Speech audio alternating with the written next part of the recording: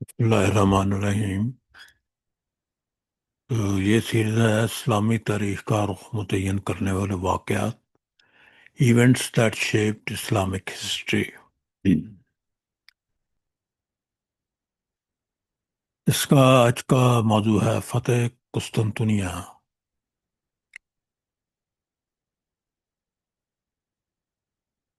فتح قسطنطنیہ جو ہے یہ آپ جانتے ہی ہیں کہ بڑا مشہور واقعہ ہے۔ سلطان محمد فاتح نے جب بازنطینی سلطنت کے دارالحکومت قسطنطنیہ کو فتح کیا 29 مئی 1453 کو، مگر یہ آسانی سے نہیں ہوا۔ اس کے لیے اسے 53 دن کا محاصرہ کرنا پڑا۔ تو مگر اس سے یہ ہوا کہ جو عیسائی یورپ تھا اس کا جو سب سے بڑا دفاع تھا وہ ختم ہو گیا۔ یعنی قسطنطنیہ نے ادھر عثمانیوں کی جو یورپ کی طرف کہ کہتے ہیں کہ پیش قدمی کو روکا ہوا تھا، اور اس کے فتح ہونے کے بعد سلطنت عثمانیہ کا مشرقی یورپ پر آہستہ آہستہ غلبہ ہو گیا اور انہوں نے اسے فتح کر لیا۔ اس سے رومن امپائر جو ہے اس کا بھی خاتمہ ہو گیا۔ بڑا مشہور ہے تاریخ میں رومن امپائر۔ یہ 27 قبل مسیح میں اس کی بنیاد رکھی گئی، اور اس کے دو حصے تھے، ایک مغربی رومن امپائر اور ایک مشرقی رومن امپائر۔ مغربی رومن امپائر تو اس واقعے سے، فتح قسطنطنیہ سے 1000 سال سے بھی زیادہ، 1000 سال پہلے اس کا خاتمہ ہو گیا تھا، جب جرمنوں نے اس پہ روم پہ قبضہ کر لیا تھا۔ مگر یہ مشرقی حصہ جو تھا رومن امپائر کا، جس کو کہ ہم بازنطینی بھی امپائر بھی کہتے ہیں، یہ جو ہے اس کا خاتمہ پھر اس فتح قسطنطنیہ کے ساتھ ہوا۔ اور اس طرح جو رومن امپائر اتنا، یعنی جو کہ بنیاد ہے مغربی دنیا کی، جس پہ وہ بڑا فخر کرتے ہیں، وہ 1500 سال کے بعد اس کا خاتمہ ہوا۔ اب تھوڑا سا پس منظر دیکھ لیتے ہیں کہ یعنی یہ مارکا کیوں ہوا۔ تو 15ویں صدی کے نصف تک جو بازنطینی امپائر تھا وہ صرف قسطنطنیہ تک محدود رہ گیا تھا، یا اس کے جنوب میں کچھ علاقے تھے وہاں پہ۔ اس کی وجہ یہ تھی کہ بالکن کے جو اس کے پڑوسی تھے، بالکن کا علاقہ جو ہے یہ اب جنوب مشرقی یورپ کی جو ریاستیں ہیں، جنہیں سربیا بھی آ جاتا ہے، رومانیہ بھی آ جاتا ہے، اس کے علاوہ جو موجودہ یوگوسلاویہ تھا وہ بھی آ جاتا ہے، تو یہ حتیٰ کہ یونان کو بھی اس میں شامل کر لیتے ہیں۔ تو ان سب کے ساتھ اس کی لڑائیاں چل رہی تھیں بازنطین امپائر کی۔ اور یہ ہے کہ کیونکہ ان کا مذہب مختلف تھا، یہ آرتھوڈاکس کرسچنز تھے، اور یورپ میں زیادہ تر کیتھولک کرسچنز تھے، تو ان سے بھی ان کی نہیں بنتی تھی، تو ان باہمی رجحانوں کی وجہ سے بہت کمزور ہو چکا تھا۔ اس کے علاوہ یعنی یہ پھر اس کے کئی دفعہ محاصرے ہوئے، اور اس کے علاوہ پھر وہاں پہ پلیگ، طاعون جو ہے وہ بہت بری طرح پھیلا۔ آپ کو پتہ ہے کہ طاعون جو ہے اس نے اس زمانے میں یورپ کی 1/3 آبادی کو ختم کر دیا تھا۔ تو وہ ظاہر ہے یہ بھی متاثر ہوا۔ تو 50,000 صرف آبادی تھی اس کی، 1450 کے قریب۔ اس کے مقابلے میں جو عثمانی ترک تھے وہ اپنے عروج پر تھے، تقریباً پورے بالکن کے ملکوں پر ان کا قبضہ ہو چکا تھا، اور زیادہ تر اناطولیہ، جو آج کل جو ترکی ہے اس کو اناطولیہ کہتے تھے، اس کے زیادہ تر علاقوں پہ اس کا قبضہ ہو چکا تھا۔ اور انہوں نے قسطنطنیہ کے مغرب میں جو کئی بازنطینی شہر تھے ان پر بھی قبضہ کر لیا ہوا تھا۔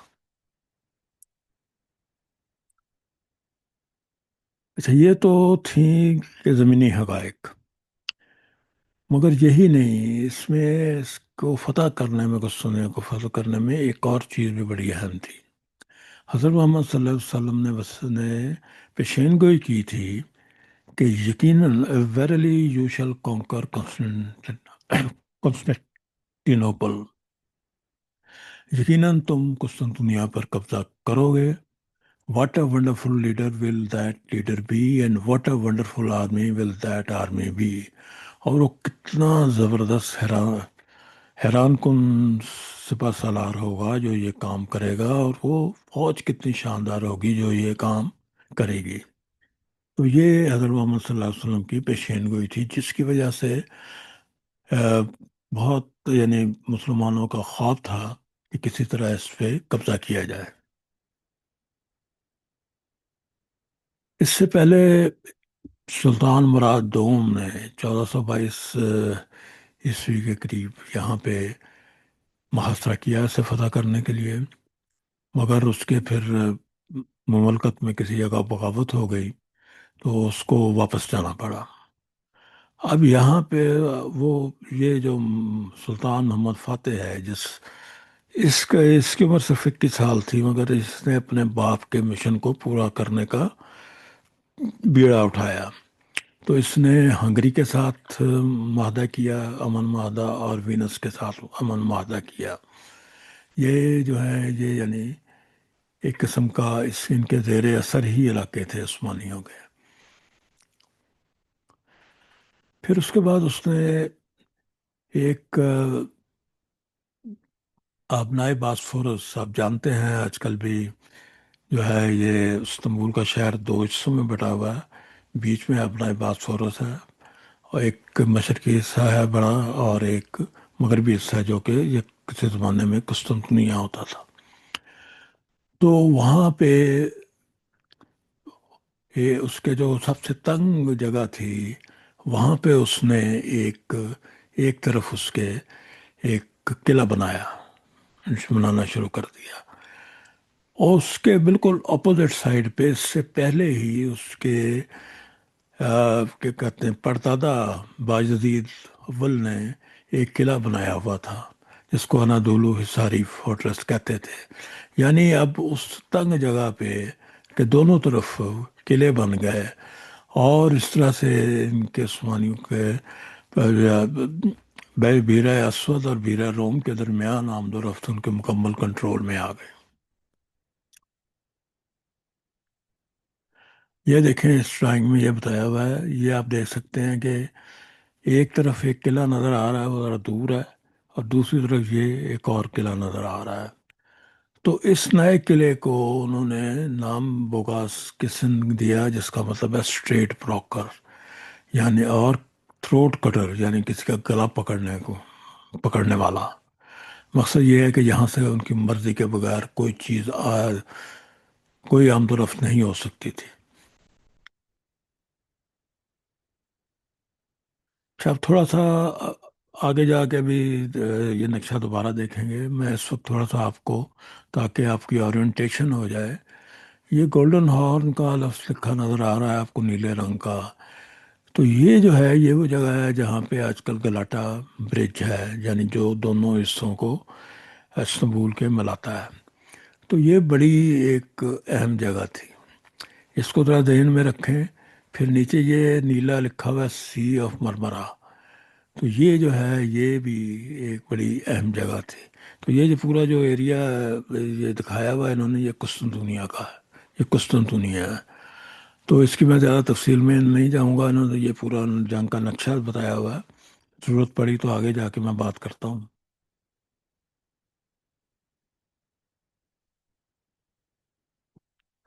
جب وہ قسطنطنیہ کے بادشاہ پلیالوگس کو پتہ چل گیا کہ عثمانی جو ہیں وہ حملہ کریں گے، تو اس نے پوپ کو مدد کے لیے لکھا۔ اچھا، اس زمانے میں پوپ کی بہت طاقت ہوتی تھی یورپ میں، یعنی ایک طرف بادشاہ اور ایک طرف پوپ، ان کی تقریباً برابر ہی طاقت ہوتی تھی، اور یہ ایک دوسرے ان کی آپس میں مخاصمت بھی بہت ہوتی تھی، تو وہ دونوں ایک دوسرے کی طاقت سے نالاں ہوتے تھے، خاص طور پہ بادشاہ. تو مگر اس کو یہ اندازہ نہیں تھا کہ یہ پوپ جو تھا نکولس فائیو، اس کا ان پہ مغربی جو بادشاہ تھے ان پہ اتنا اثر نہیں رہا تھا، انہی وجوہات کی وجہ سے کہ وہ اس کو پسند نہیں کرتے تھے کہ اس کی طاقت میں اضافہ ہو.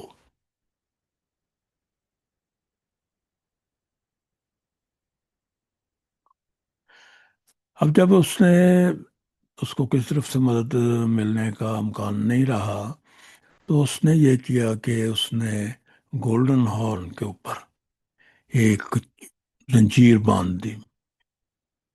بڑی مشہور زنجیر ہے وہ تاریخ میں.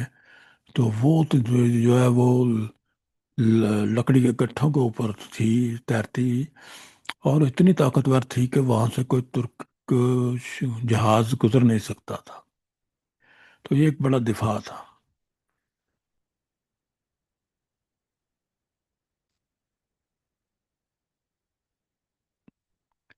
تو یہ اب دیکھیے، یہ آپ کو لیفٹ پہ آج کل کا کلاٹا برج نظر آ رہا ہے، یہ گولڈن ہارن کا علاقہ ہے. تو اس جگہ پہ اس نے نیچے لکڑی کے کیا کہتے ہیں پلیٹ فارم بچھا کر، اوپر یہ جو رائٹ پہ آپ کو چین نظر آ رہی ہے جو اب تک موجود ہے، اور اس کو ترکی میں ایک میوزیم، استنبول آرکیالوجی میوزیم میں رکھا ہوا ہے، یہ چین اس نے کراس اس کے باندھ دی. تو کسی جہاز کا وہاں سے گزرنا ممکن نہ رہا. اچھا، اب جو مگر جنگ تو ہونی تھی، تو اس میں قسطنطنیہ کا جو تھا، اس میں فوج بہت تھوڑی تھی. 7,000 لوگ تھے کل، اور 2,000 بیچ میں سے غیر ملکی تھے، جبکہ عثمانیوں کے پاس بہت بڑی فوج تھی. تقریباً 50,000 کم از کم، اور 80,000 تک بھی کہتے ہیں فوجی تھے. ان میں 10,000 جانیسریز تھے. اچھا، یہ لفظ جو ہے، جو پہلی دفعہ میں نے سنا، میرا یہ ذہن میں ہے کہ یہ لفظ جان نثار سے کوئی ملتا جلتا لفظ ہے، اور جب میں نے تحقیق کی کہ یہ ایسا نہیں ہے، یہ ترکی کا ایک لفظ ہے جانیسریز. اس کا یہ یعنی انگریزی میں اس طرح اس کو بولتے ہیں، اور اس کا معنی ہے نیا سپاہی. بہرحال یہ لوگ وہاں کے ان کے بہترین فوجی تھے عثمانیوں کے، اور یعنی آپ کہہ سکتے ہیں کہ الیٹ فورس تھی ان کی.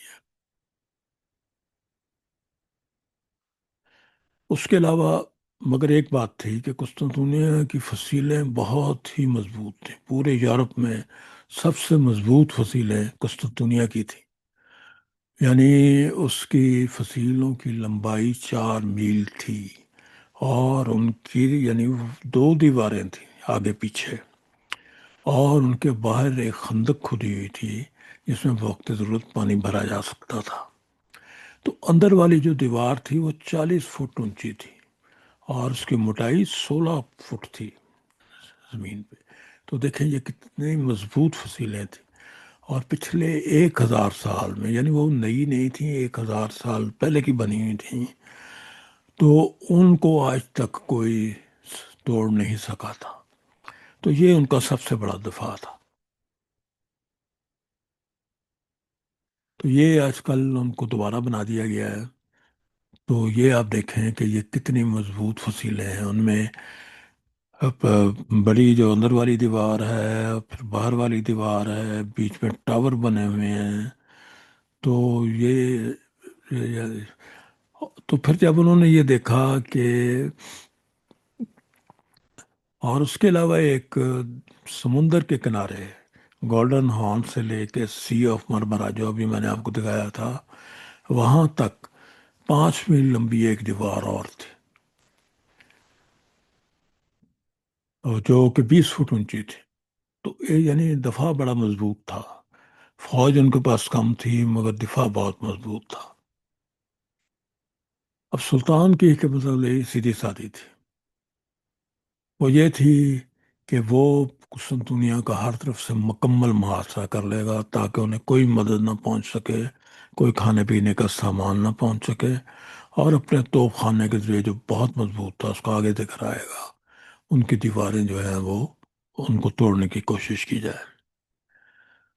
تو اس نے اہ، مغرب کی طرف سے جنگ شروع کرنے کا سلطان نے ارادہ کیا، کیونکہ آپ نے دیکھا ہوگا نقشے میں کہ مشرق کی طرف اور جنوب کی طرف تو سارا جو ہے وہ سمندر ہے، صرف مغربی جو ہے وہ جگہ ہے جو کہ زمینی ہے، تو اس نے اس طرف سے جنگ کو شروع کرنے کا ارادہ کیا۔ تو زیادہ تر فوج اس نے یہ گولڈن ہارن کا جو میں نے آپ کو جگہ بتائی تھی اس کے جنوبی حصے میں رکھی، اور باقی فوج کو اس نے شمالی حصے میں زمین کے اوپر یعنی ان فوجوں کو اپنی تعینات کر دیا۔ اس کے علاوہ اس کے پاس 110 جہاز تھے، بحری جہاز تھے، اس نے سمندر کے راستے روک دیے۔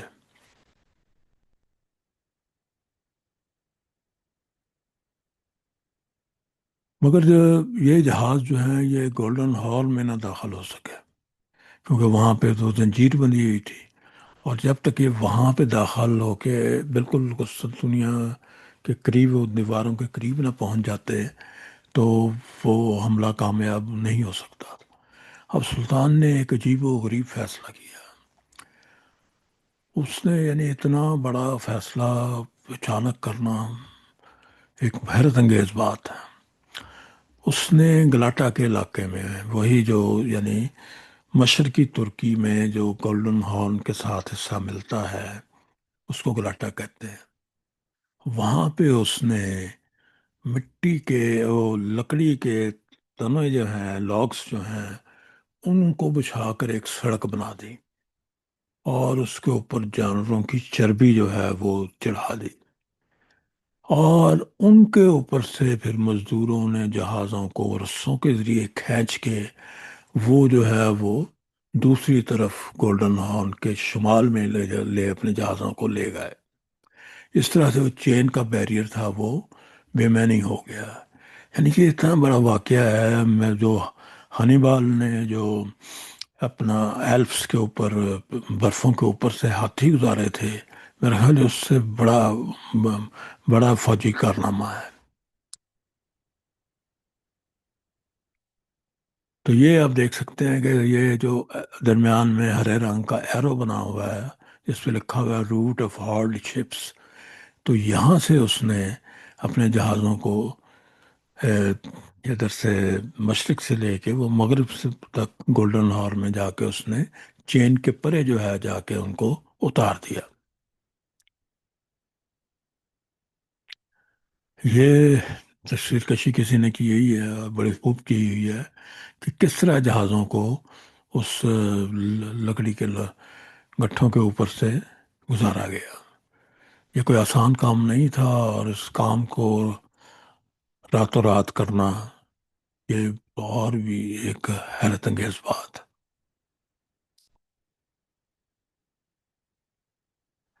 اب یہ جہاز جب وہاں پہ پہنچ گیا ان کے سر کے اوپر تو بازنطینی جو تھے ان کے حوصلے پست ہو گئے۔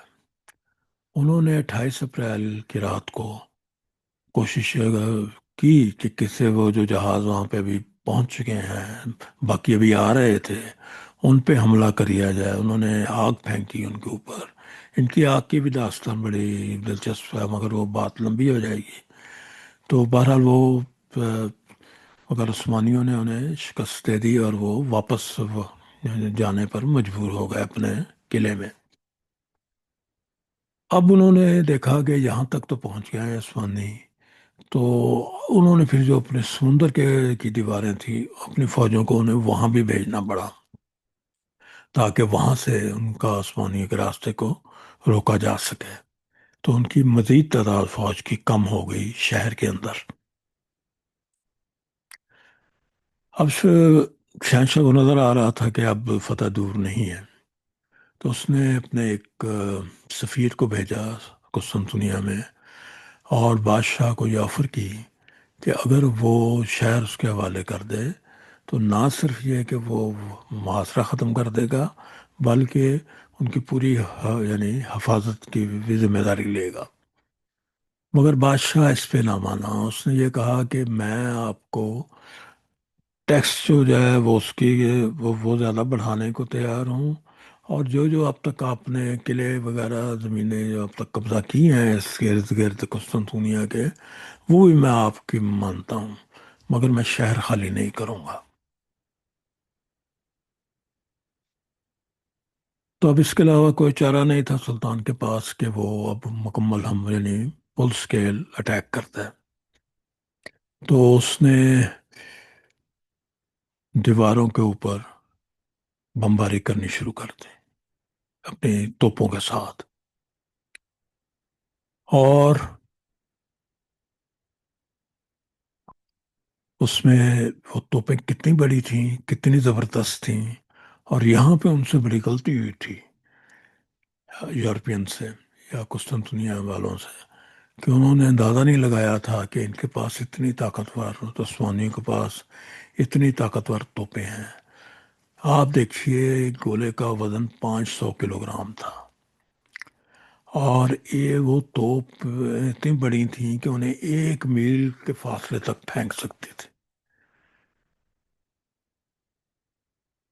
یہ اب بھی ان میں سے ایک توپ جو ہے اور اس کا گولہ استنبول کے ملٹری میوزیم میں موجود ہے۔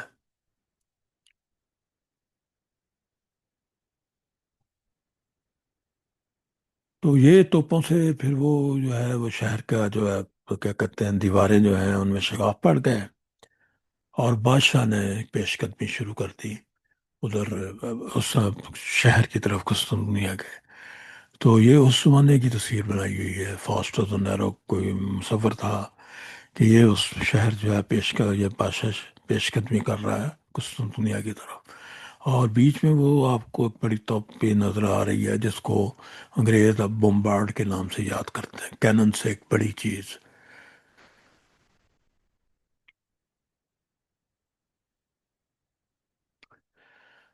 تو 29 مئی کو سلطان نے جب پوری طرح شہر کا محاصرہ کر لیا، تو اس نے ایک کیا کہتے ہیں مکمل حملے کا حکم جاری کر دیا۔ اس میں توپ خانہ بھی شامل تھا، اس میں پیادہ سپاہی بھی شامل تھے، اور بحری جہاز بھی شامل تھے۔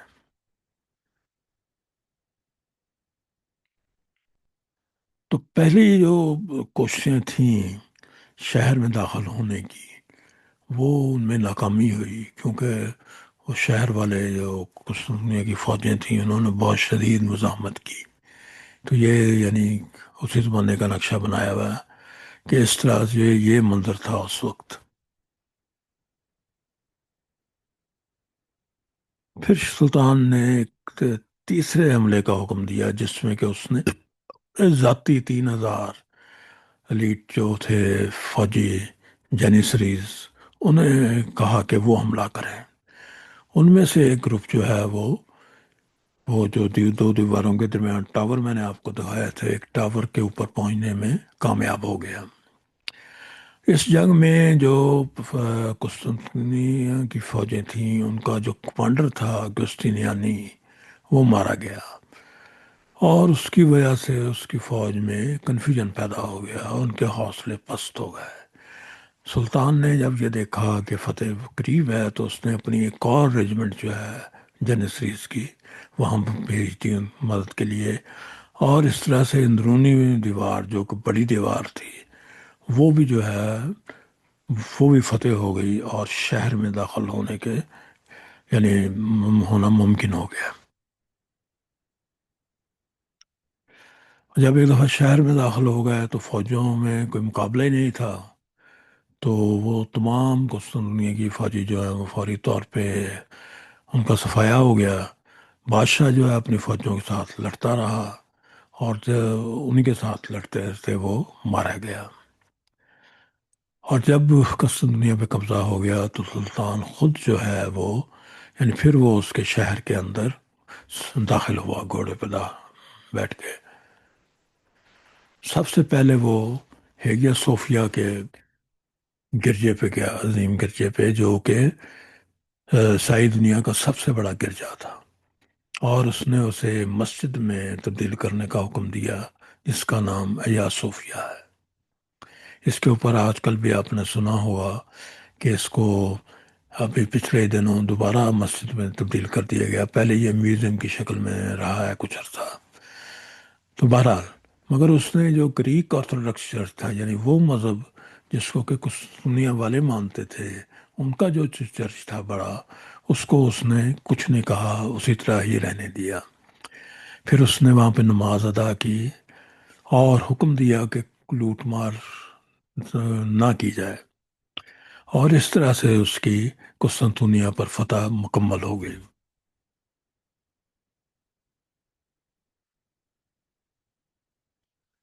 تو یہ اب یورپ میں رکھ سکتے ہیں کہ سلطان محمد فاتح اور اس کی فوج نے بہت نرمی دکھائی، اور انہوں نے کسی عام شہری کو یا عمرہ کو کسی کو قتل نہیں کیا، بلکہ یہ جو باہر سے آئے ہوئے تھے ان کو ان کے ملکوں میں واپس جانے دیا، مگر ان سے تاوان جو ہے وہ لیا ان کے بدلے میں، اور صرف انہی کو اس نے ہلاک کیا جو کہ فوجی اس کے ساتھ جنگ کر رہے تھے۔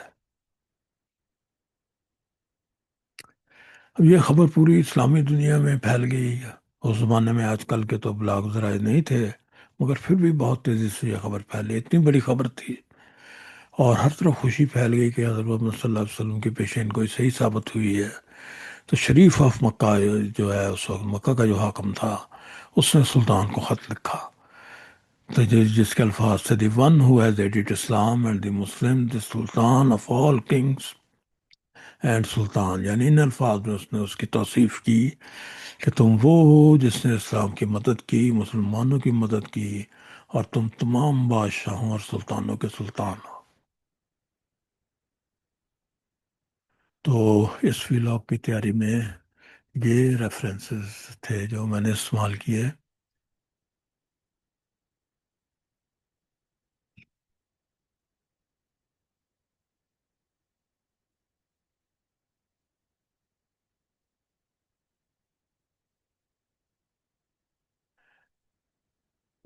وہ پہلا جو تھا میرا ویلاگ، وہ ہلاکو خان بغداد پر حملہ تھا، اور آئندہ ہوگا جنگ میانہ میں خلافت عثمانیہ کی شکست۔ تو یہ اس سیریز میں اس سے پہلے یہ 9 ٹاپکس ہیں جن پر پہ میں بات کر چکا ہوں۔ تو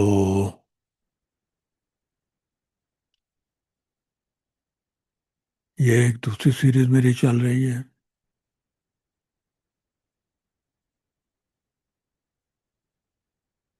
تو یہ تو آپ جانتے ہی ہیں کیسے میری یوٹیوب چینل تک پہنچا جا سکتا ہے۔ تو بہت بہت شکریہ۔ اللہ حافظ۔